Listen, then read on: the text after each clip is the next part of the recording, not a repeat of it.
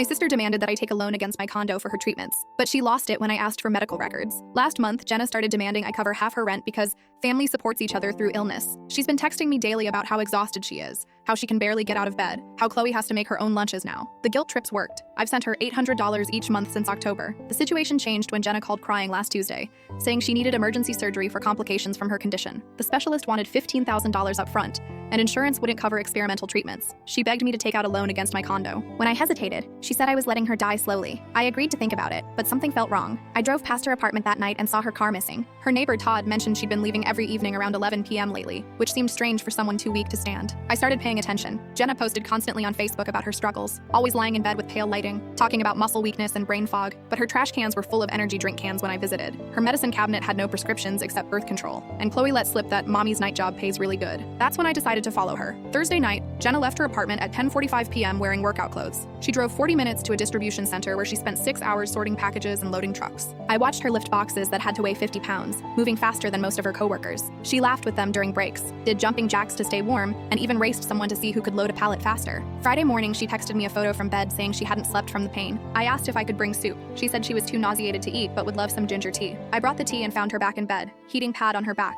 looking miserable. She asked if I'd made a decision about the loan. I said I needed to see her medical records first. She got defensive, said I didn't trust her, and started crying about how nobody believed her suffering. The next week, Jenna escalated. She called my employer, saying she was worried about my mental health, that I'd been acting paranoid and aggressive toward her while she was battling a severe illness. She told my boyfriend Daniel that I'd been secretly resentful of her since childhood and was using her illness to punish her. She even contacted my therapist's office, claiming to be concerned about my stability, but she made a mistake. She used the emergency surgery story with other people too. Our cousin Rita, our Aunt Diane, and 3 high school friends all got the same request for $15,000 for the same specialist. Rita called me confused because Jenna had given her different symptoms than what she'd told me. We started comparing stories and realized Jenna had customized her illness for each person, based on what would generate the most sympathy. The discovery got worse when Diane mentioned she'd already given Jenna $20,000 last year for a different emergency surgery that apparently never happened. That's when we found out about the warehouse job from Chloe. Not because we asked, but because Chloe complained to Rita that she had to stay home alone every night while mommy went to work at the box place. She thought we all knew. She talked about how her mom brought home cash every Friday, and they'd go shopping on Saturdays, how her mom was saving to buy a new car, how strong her mom was from lifting heavy things all night. We also learned Jenna had been telling Chloe to act sad at school,